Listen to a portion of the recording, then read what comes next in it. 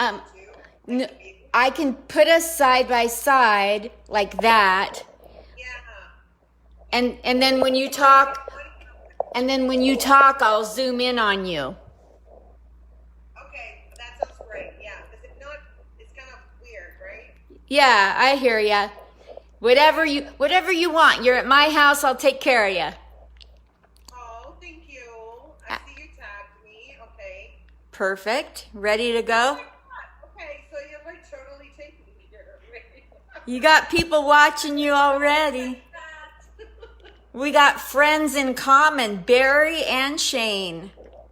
Oh, nice. I love Shane. He's so cool. Barry Weissenberg? Barry Keller. Okay. He might not be, he might just be my friend, but you got to get to know him. He's so cool. Nice. I will, yeah. So let's go on with this. Well, Facebook lovers and occasional trolls, look who we have. We have the beautiful, amazing Grace Fraga. Am I pronouncing it correctly? Yeah, perfect. Oh, good. Well, she expresses herself as Latina's Murphy's Law comedian and relationship coach. She has a book right by her. Hold up your book. Her book is right there. It's called Love at First X. She's been on the Steve Harvey show as a relationship coach with this book. Oh my gosh, she's been on NBC, A&E, CBS, Discovery Channel, Animal Planet, Core TV, Galavision, of course I'm reading this, Telemundo. She comes from Buenos Aires all the way to Hollywood, California. Welcome to our little stage right here on Facebook Live, Grace Fraga. Hi, Grace. Hi there. Good to see you. Thank you for having me. Great to see you. My goodness sakes, I'm so excited for this interview. I love it when women rock. Same here. I love it, and you rock. Thank you. My goodness, you're a relationship coach. Let's talk about that. That's so intriguing to me. Do you know how long it's been since I've been in a relationship? My specialty is breakups. That's what I do really well. I break up. I actually started not being very good at it, so now I'm an expert on breakups. So if you're going through a breakup and the aftermath of a breakup, I am there for you. I'm getting my certification in a few weeks. Yes. So I'll be certified. Yes. So I'm a relationship expert right now. Then I'll be a relationship coach in a few weeks, which I'm super excited about. Oh my gosh. What do you do when somebody's going through a breakup to help them? Well, it depends what stage of the breakup. Sometimes, you are still with the person, but you're already broken up. Yes. Inside, you just haven't expressed it. You haven't told each other, but it's a breakup already. Sometimes, it's the aftermath of just making that decision. It's like, okay, we're going to break up. Maybe one person calls it out. They both know it. One person calls it out. Or one person is not happy and they're like, I need to go. So when that happens afterwards, my book it's a humorous guide actually, to not to make light of breakups, but to shed light on breakups and to also make them a little bit more bearable, right? Yes. So the book helps you, from like different types of breakup to up to if you should stay friends or not with your exes. Wonderful. And I imagine just from the brief moment you've been on my screen that you make it palatable for men and women equally. So Yeah, actually, absolutely. Yeah. You mean breaking up with men and women or all of the above. I assume the book is something that men could learn from, and you don't just make it for women. Absolutely. And the weird thing is that a lot of men come to me for advice because I think they want a woman's point of view. So I actually also have a lot of guy friends and they come to me for advice, and I am very happy to give them advice. I actually understand men really well. I've been studying them for a long time. So I totally understand them. And of course, being a woman, I understand women. So, you know, whoever really needs, it's all about being a human being, and we all go through the same emotions, whether you're a man or woman. And that's what I'm here to do. I'm here to help. That's amazing. So is it true, I'm a baby boomer, I'm quite a bit older. And so us baby boomers had it ingrained in us to do everything a man said, and you didn't have a voice, you didn't say no. And if there was a breakup, we were told that if you were with the man for, sorry, my computer wants to say it's unstable. I think it means I'm unstable, but whatever. When we were told that when a man and a woman break up, if they were together 10 years, the woman shouldn't date for 10 years. Nothing about the men. That is the silliest Isn't it? rule ever. I think some people need a rebound person. There you go. There's nothing wrong with having a rebound person as long as you're honest with that person. It's all about communicating and being honest with whoever you're dating, I think, or seeing, or whatever, booty calling even. You just have to be upfront and let them know what you are looking for. Yes. So, yeah, I don't think, to be honest, that there is a time period. I do believe that you need some time to heal for sure, but it all depends when your relationship ended. You could have been in the relationship for the last 5 years, that the relationship completely ended. So when you get out of that, you're ready for another relationship. So it really depends on so many different factors, I think. That's wonderful. I like that. So, do you get a lot of comedians that need relationship or want or receptive to relationship help?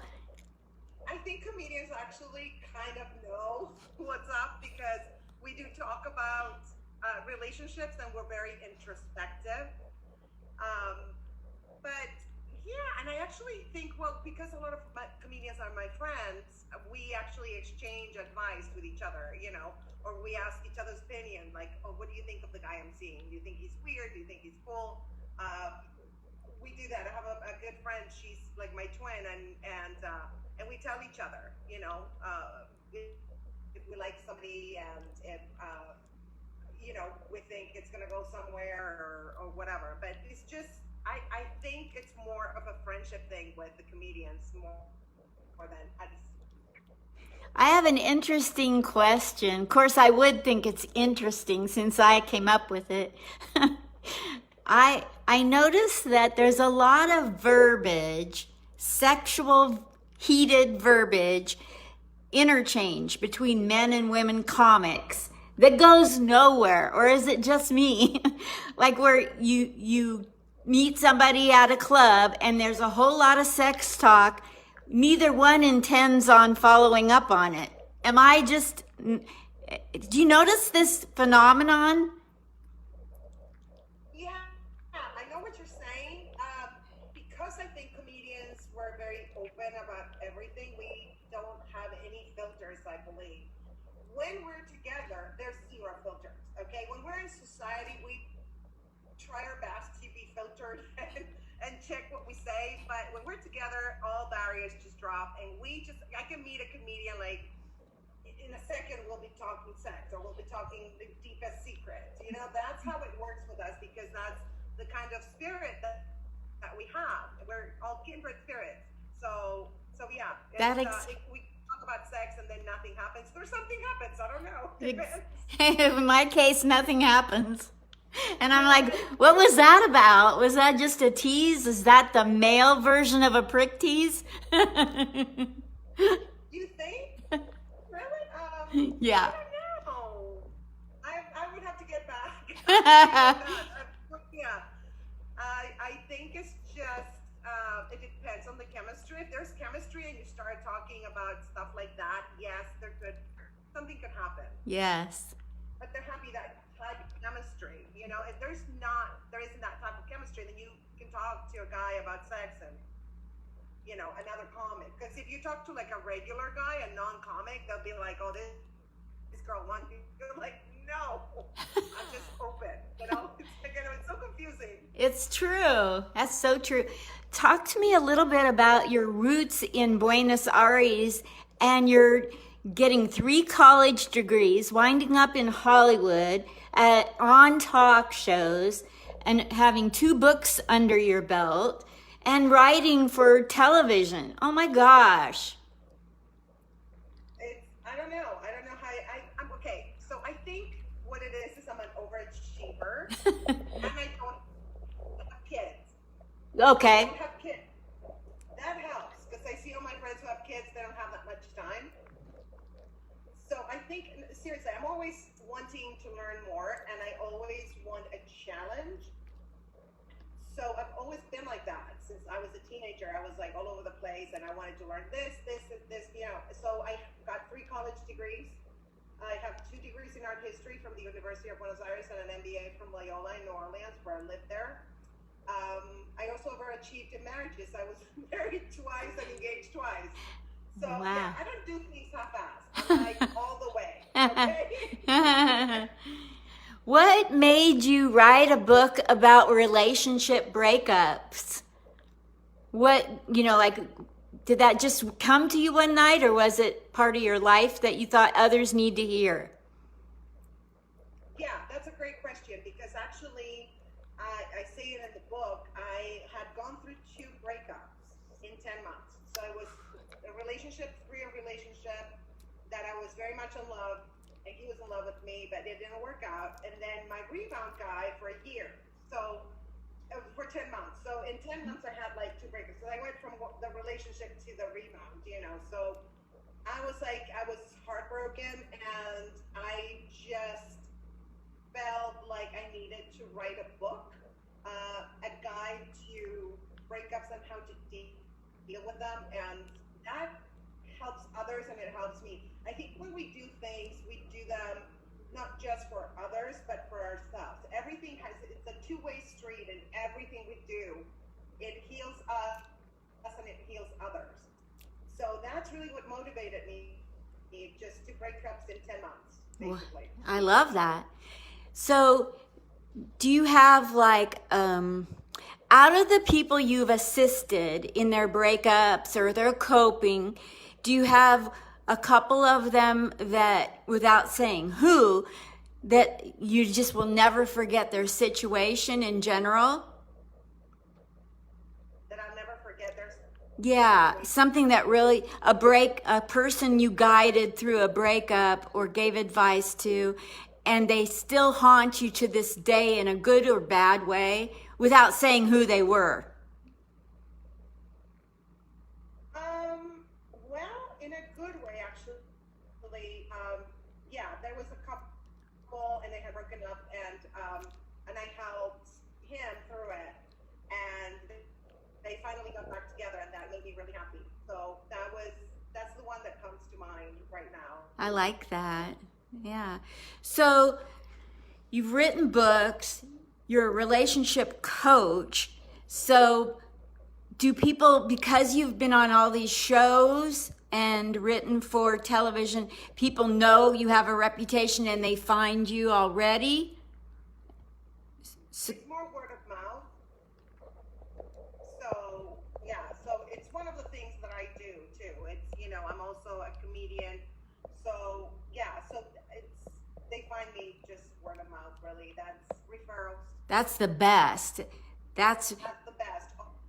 Everything I do is always by referrals, because if people are happy with what you do, they will send their friends yes. to you without asking. You don't even have to ask. It just happens organically. And that's how I like it, because I feel like that way people who really need help come to me.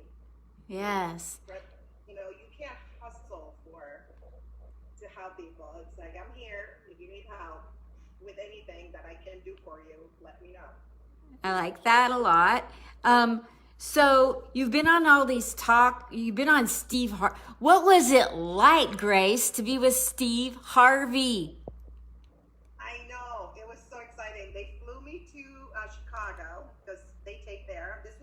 way back. Well, not way back, in 2013, and it was a lot of fun. They put me up in a hotel, and then the next day, the first thing actually, okay, so I go to Chicago. You know, in LA, I'm kind of like a big girl, right? So I go to Chicago, and the producers meets me, and she was like, "Girl, you're so skinny." I'm like, "Who are you calling skinny? I've never been called skinny." So that was my first thing that I just loved about the Steve Harvey show. I'm like, whether it goes badly or well, I am just happy that I was called skinny. First last time in my life, I'm like, I'm moving to Chicago.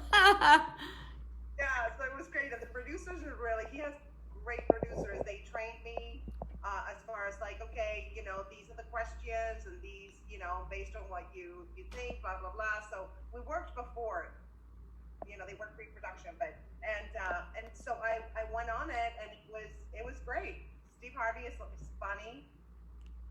I think he has a warm-up comic, but then he talks to the audience too. He can't help it. You know, he has to talk. And he was hilarious. He was so funny. Yeah. That was a great experience. Wow. Did you get to, when you were on Steve Harvey, did he have people shout out scenarios, or did you work with the audience, or just come in and be interviewed? Well, he had a couple that one of them was cheating, had cheated, and so they asked me, Steve Harvey asked me questions, a couple of questions, and so I gave advice and what I thought they could do to resolve their problems or to get back together, because that's what they wanted. So that was basically the situation. Did you feel the couple was really authentically trying to get help, or just wanting to be on TV? No, I felt it was authentic. That's great. You know, Steve Harvey makes a mockery out of giving advice. You know, that's one of his repeating bits where people say what they're struggling with, and he gives a funny, sarcastic, silly, stupid answer. Did he do that? Yes, he did. Actually, he did off the air. He was talking to the audience, and the girl had cheated on the guy, right? So he goes to the audience. He's like, if I'm him, I am not going back to her. I was like, yeah. Yeah. If they didn't tell me to help them, I would say the same things, like, run. Fast. Yeah, she was really bad. She liked to cheat, I guess. I don't know. It's just weird. Yeah, really funny. He was hysterical. So he kind of gives his opinions not only on camera but off camera, and it's just hilarious. So you were talking about how you help people to break up or give them guidance. So what are some really valid reasons why people should break up? Ooh, valid reasons. Well, I know abuse. Well, abuse for sure. Yeah. I'm joking, I would say murder, but you know, that would be like extreme. They want to kill you, run. So that falls under the category of abuse, right? Yeah.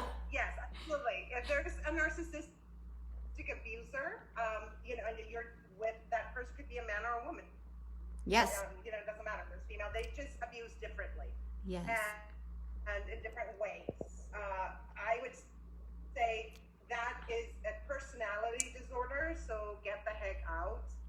I was with a narcissistic abuser, so the only way is out. So that would be, you know, an extreme situation where you can't work it out with somebody who has a personality disorder like that. There are other personality disorders I'm sure you can work with, but something like that where they abuse you emotionally, psychologically, and even physically, to me, that is like, you gotta go. You gotta get away from that person, because not healthy.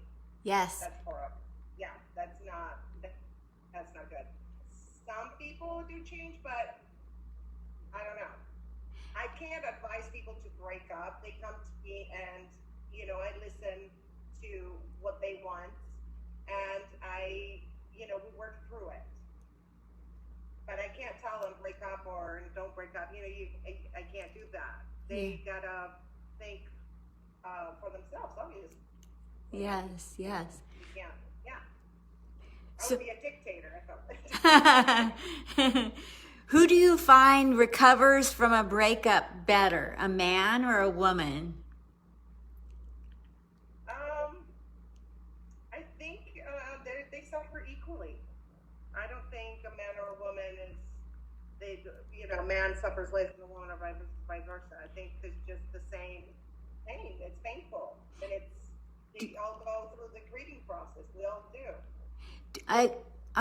A part of me wonders if a man suffers differently than a woman suffers. Like men Yeah. think in a box. I don't know. It depends on the man. I think I don't think that it's men, women do things in a certain way. There's tendencies, obviously, but I think it depends on the person and their sensitivity. What do you think about getting even with somebody that breaks up with you in a bad way? Like they ghost you in 7th grade at a camp and they don't say goodbye to you and they never call you all summer long. And so I found him on Facebook. I did. Right?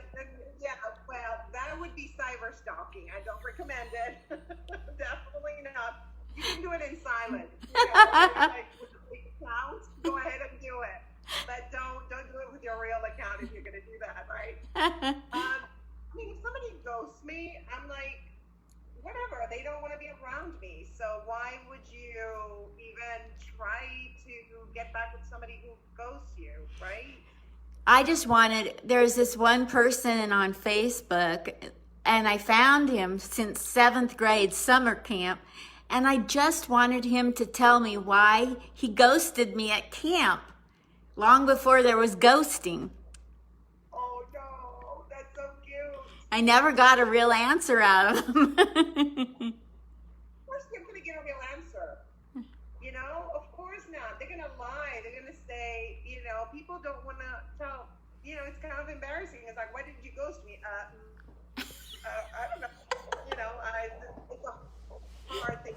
I had a situation where somebody, I sent them, I told them that I didn't want to pursue it, and then they had messaged me on an app that I had deleted, and then when I got back on that app, I found their message. So they thought I ghosted them, but I really didn't technically ghost them. I didn't see the message because I deleted the app. So, sometimes things like that can happen. So that way, in that case, I explained why, what happened. I have another, go ahead. Because they're cowards, they're like, they don't want to face you, then they're not going to tell you. And I've done it. Listen, I'm guilty of all this. That's how I know all this stuff, okay? What about a family member that wants to break up with you and does a really good job of it for 6 years and they're your only child? So Oh, wow. When a family member wants to break up with you, wow.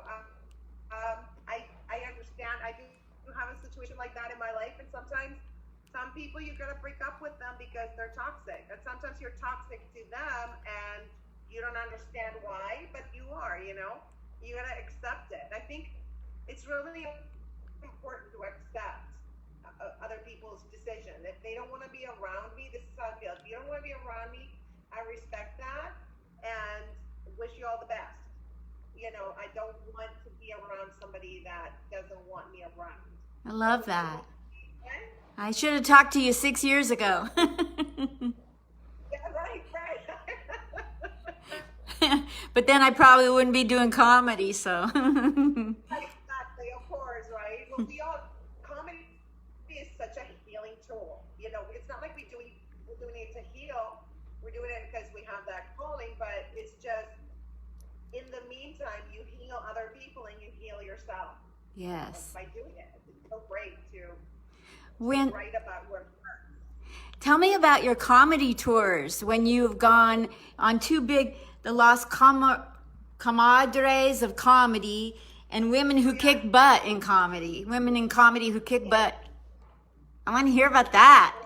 Las Comadres of Comedy was a group in Chicago. Well, we did Chicago a couple of times in the big theater, and they toured. Although that was great, the producer was amazing. I don't think they're doing it anymore. And then Women Who Get Comedy, but I traveled all over the country with Grace White. She was the founder, and she booked me all the time. She's a good friend, and we toured a lot.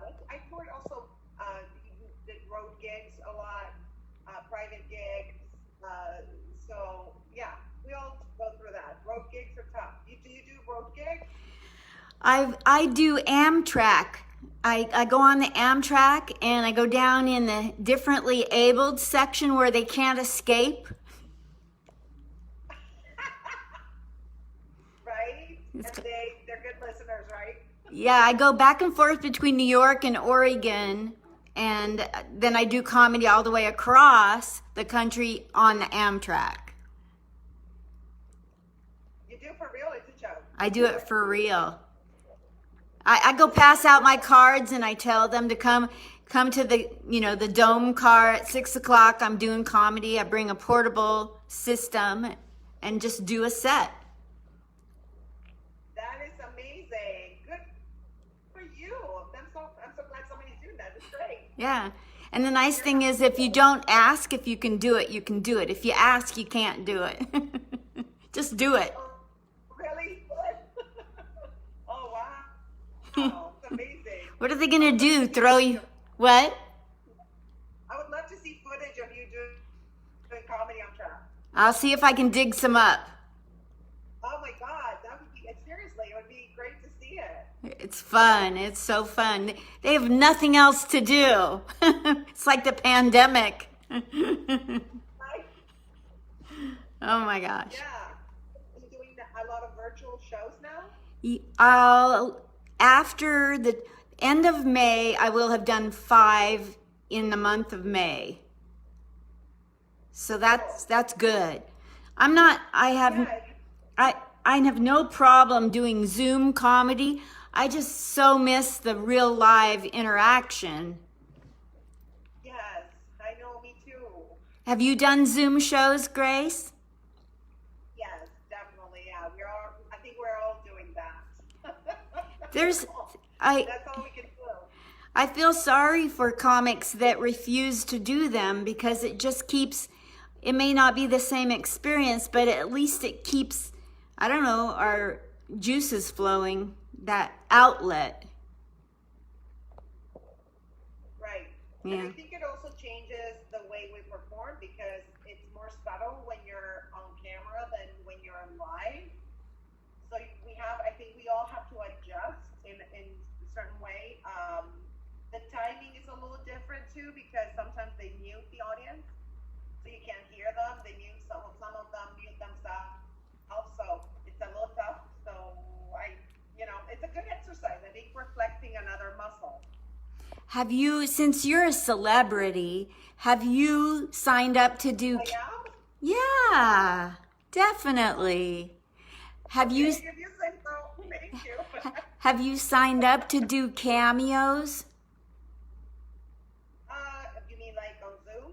No, there's a website called Cameo where celebrities sign up and your followers can go and pay money for, like, I could sign up and say, Grace, will you call my sister and do a 5-minute set around happy birthday? She's a shopaholic. And then you write a set for my sister. Or, yeah, some of them are getting thousands of dollars, like, The Rock and the fighters, they're sold out for months in advance. And I was surprised that Kathy Ladman and Wendy Liebman were under $30 for a cameo. Wow. But I think you should do that. Yeah. Wow, that's amazing. I didn't know that. Yeah, that'd be good for I you. love it. Yeah, you get the money and then you get a day to write a set and you take stuff from your existing set and throw it in there. Absolutely. And it really touches people's lives because they get a one-on-one message right from you. I love it. That's great. Yeah. Yeah, it's like doing a private gig. You write for that gig, write right material for that person, and that's a lot of fun, isn't it? Yes. I know Yes. it can be sometimes more fun than doing your own material. It's like a new thing, and it's just exciting. Yes. What's the funnest experience you had like that? Ooh, I don't know. They were all fun. At a certain point, I got hired to do roasts for birthdays. What? And they were really all fun. I mean, that's like my favorite thing to do. A roast? Yeah, it was so fun. Yeah, roasting the birthday person. So they would hire me to do that. And I didn't even know the person. So it was a lot of fun. Oh my God. God. I don't recall one particular experience because to me they were all fun. Yeah.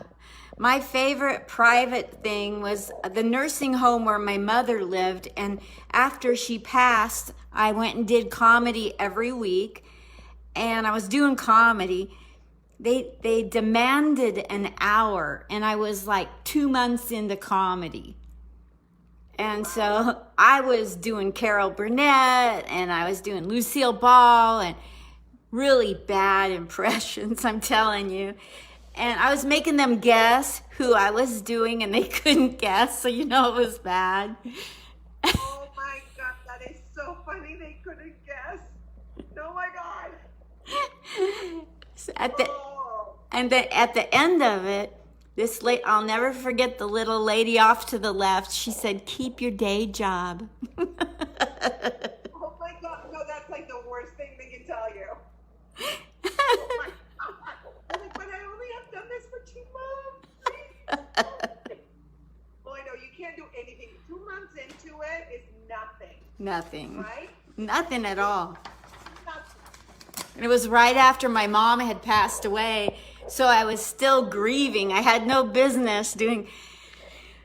And another worst experience, I do comedy for veterans across on the East and West Coast. And thank you. And somebody got in there and stabbed 3 veterans to death. 2 days before my regular time to go in and do comedy for an hour. Well, they called me and said, "It's canceled." And I said, was it me? Like, I have to always, is it me? Something I did? Because I'm a boomer. And they said, "No, we had the stabbing. We'll call you when things have settled down." So I'm crying my eyes out. I don't know who's dead. Okay, you can come back. And I was like, I brought in the best comedians to go with me because I didn't have the courage to go there in a situation like a lockdown, after a death, stabbings. And I brought in the news crew. No, stop it. I'll send you the video. That's funny. I That's insane. I love it. Yes, please do send me the video. I want to see that. That and the Amtrak. Those are 2 things I want to definitely see. Please. Oh God, stupid. That's Hilarious. I love it. Do you have any other memorable situations in your comedy life? Yeah. Well, one time I did a bar. I love to do shitty bars sometimes. Like shit bars, right? Because I felt I've been doing this for like 20 years. Yeah, about 20 years. And so I felt like if I went to these shit bars and I had to kind of get their attention. Yep. And I would hold my improvising skills and my crowd work also, right? So I went to this horrible shit bar in Anaheim, and this is how shitty it was. There's this guy that has a sheet with a knife in it, and nobody's saying anything, right? So of course I go up on the stage, and the guy sits right in front of me in the stage, okay? There was no stage. So it was like they were right here. Like he was like this funny. So he's sitting there, and he has the sheet of knife, and I'm like, "Hey, is that a knife, or are you happy to see me?"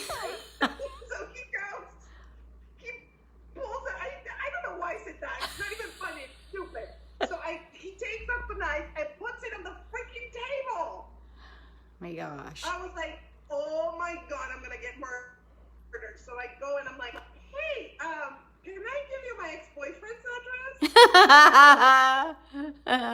He was like, I think that was like, oh, she's cool.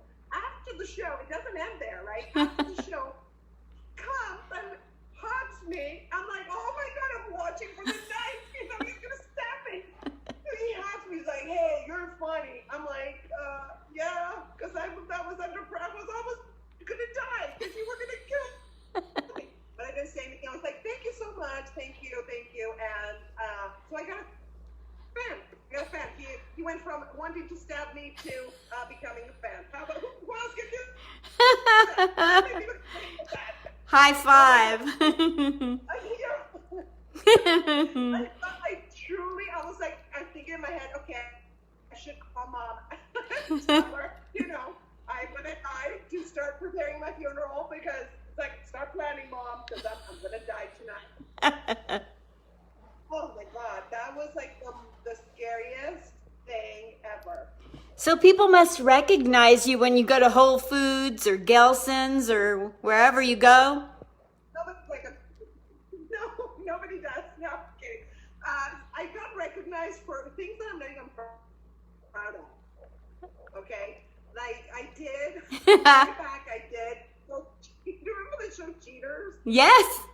But in Spanish, okay? Like the Spanish.